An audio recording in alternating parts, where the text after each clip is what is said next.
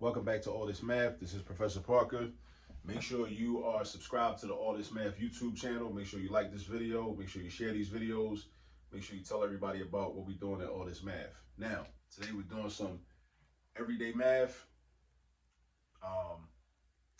In the spring of 2024, it was announced, or it might have been announced before that. I don't know. I don't really remember. But anyway, people talking about in Baltimore, people talking about they're going swimming down the harbor. That's a little interesting to me. I don't know if now I can't even swim. You know, that's on my to-do list to learn how to swim. I'm a grown man and can't swim. I'm a little ashamed of myself, but I'm gonna learn how to swim at some point, right? But if I did know how to swim right now, I don't know that I would jump in the harbor. I don't know if I'm doing that. Some people did it. Some people was, think it's a good idea. I don't know. I would like to, do more research on the water quality and the cleanliness of that water at the inner harbor, because I grew up in Baltimore and I know when we used to go down the harbor and we used to see that water, we used to look at that water, see what was in that water. It didn't look like a place you wanted to be swimming in. But at any rate, this gives us an opportunity to practice some math, right? Because we can talk about how deep the harbor is at its deepest point in terms of yards and meters. Now, I didn't write this up here, but in feet, the inner harbor is 50 feet deep. So that's 50 feet, or it's 50 feet deep, but we can also express that length in terms of yards as well as meters. So any football fans, you know that 3 feet is equal to 1 yard, right? So we could do some algebra to do the unit conversion to convert 50 feet into yards. And then we can also convert 50 feet into meters. So let's get to it. So since we know that 1 yard is equal to 3 feet, that's a ratio, right? So we can set up a fraction based on a ratio. 1 yard is 3 feet. So this is what it's going to look like. This is one way to do it. So we do 1 yard over 3 feet, 1 YD over 3 FT. And then we set up another fraction, which makes a proportion. So we got ratio, ratio, two ratios put together is a proportion. We want to know how many yards is that. So then over here, yards go on top, yards on top, yards on top. We don't know how many yards it is, so we put X. That's a variable. We can use any letter of the alphabet if you want to. But in terms of feet, we know that it's 50 feet. So this is about a relationship. 1 yard is equal to 3 feet. So how many yards are equal to 50 feet? Notice I got yards on top, feet on the bottom. Yards on top, feet on the bottom, right? Now, I use something like some textbooks will call it the cross product property or cross product method, but I'm a fan of Malcolm X, the ancestor Malcolm X. So I call this the Malcolm X method, right? So meaning I draw X, I go like this, and I go like this. And that tells me what I should multiply. So 3 times X, I go diagonal. 3 times X, that gives me a product. 3 times X gives me 3X. So I write 3X down. Then this equal sign, I write it next to that. Then on the other side of the equal sign, on the right side, I write the product of the other diagonal. So look how I drew the X. I drew an X. That's why I call this the Malcolm X method, right? So 50 times 1 is 50. Now, I'm not really worried about the units, the yards and the feet. I'm not, notice how I didn't write them in the equation. I could have, but that's not really that important right now. So 50, so 3X is equal to 50. Now we're doing a little bit of algebra, right? A little bit of algebra ain't never hurt nobody, right? So 3X equals 50. I want to know what X is. So that means I got to solve for X, which means I got to isolate X. So I got to get rid of this 3. I got to iso, right? Got to get rid of the 3. How do I get rid of the 3? I do the opposite operation from what the 3 is doing right now. 3X means 3 times X. That's multiplication. What is the opposite of multiplication? You have to know that. It's division. Division is the opposite of multiplication. So you are going to divide this by 3 on the left side. Then also, whatever you do on the left side, you do on the right side, because in algebra, we stay balanced. We must be balanced in algebra. Then we also going to do 50 divided by 3. So 3 divided by 3 is 1. These turn into 1s. So I got 1x divided by 1. That's just x. I bring the equal sign down. Notice why this is just x again. 1x divided by 1. 1x is 1x.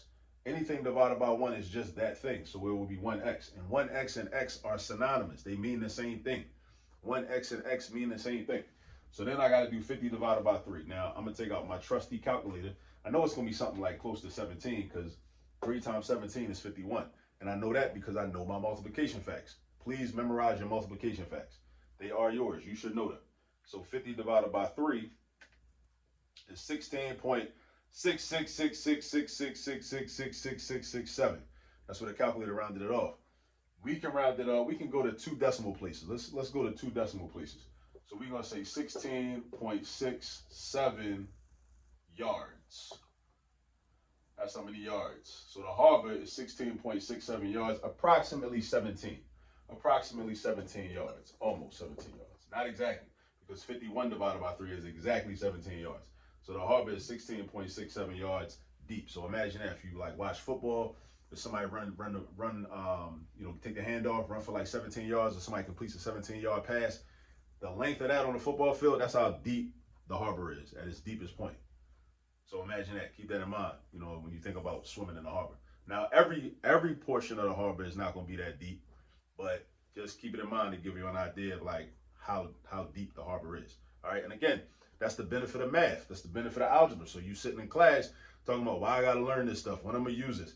It helps you to understand the world better. Helps you to understand your surroundings and your environment. And you get to visualize and understand things. That's the purpose of math. Don't run from the math. Run to the math. I'm trying to tell you. All right, now, in meters, though.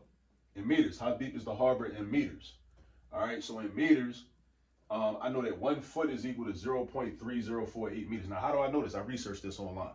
It's like I know this from memory, but this information is online as well. 1 yard is equal to 3 feet. 1 foot is equal to 0.3048 meters. All right, so now we're going to set up another equation, which is a proportion. So this is going to be our first ratio, which is a fraction. So I got 1 foot over 0.3048 meters is equal to, let me see, what am I trying to do? I'm trying to find meters, right? Okay, so how many feet? We know it's 50 feet. We said that from the beginning, it's 50 feet, right? Over X, right? Because we don't know how many meters it is. We're trying to figure out how many meters it is. We're trying to figure out how many meters it is. So we're going to use Malcolm X method to get rid of the fractions. We go on the diagonal.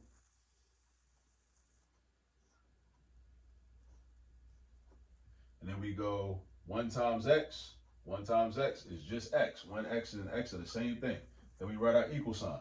This diagonal is equal to this diagonal. This diagonal is equal to this diagonal. That's cross product property. It's really a shortcut in algebra. There's a longer way that we can prove that this diagonal will always be equal to this diagonal, but I'm not going to get into that right now. For now, just take my word for it. All right. And also make sure the work checks out, because I can tell you to take my word for it, but somebody could be lying, right? Like in the last example, how do I know that this is right? I know that this is right because if you do 1 divided by 3 in a calculator, right, you're going to get 0.33. If you do 16.67 divided by 50 in a calculator, you're also going to get 0.33. That's proof that this is correct because these values are equal to each other. This fraction is equal to the same fraction that this fraction is equal to. That means that these fractions are equal to each other. That's something also called the transitive property. If one thing is equal to something and something else is equal to that same something, then it means that those two things must be also equal to each other. That's how you prove it. So really, you don't got to just take my word for it. You can do the math and prove that it's right. All right, so let's get into this. So 1 times X is X, and then the product of this, 50 times 0.3048. Back to my calculator with it. 50 times 0.3048, 15.24. Look, I don't got no more math to do because X is already isolated by itself. So I got X equals 15.24 meters. That's what I was trying to figure out.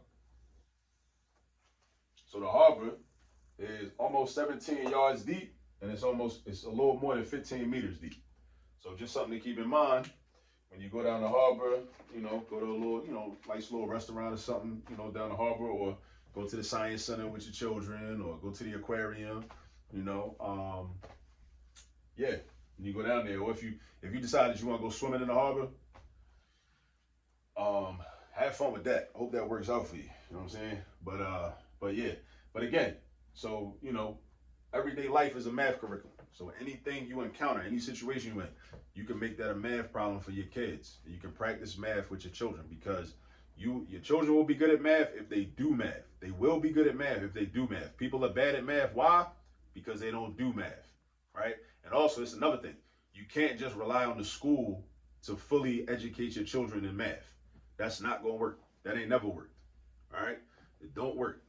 All right, and it's even harder for it. It's even less of a likelihood for it to work now in 2024. All right, the household, the community must take responsibility for educating the children primarily in terms of math. That's why I created this whole YouTube channel. Because I'm not just going to sit up here and tell you that's what you need to do as a parent. I'm going to give you the resources and the tools so that you can do it. I got over 700 videos right now as I record this video on the All This Math YouTube channel.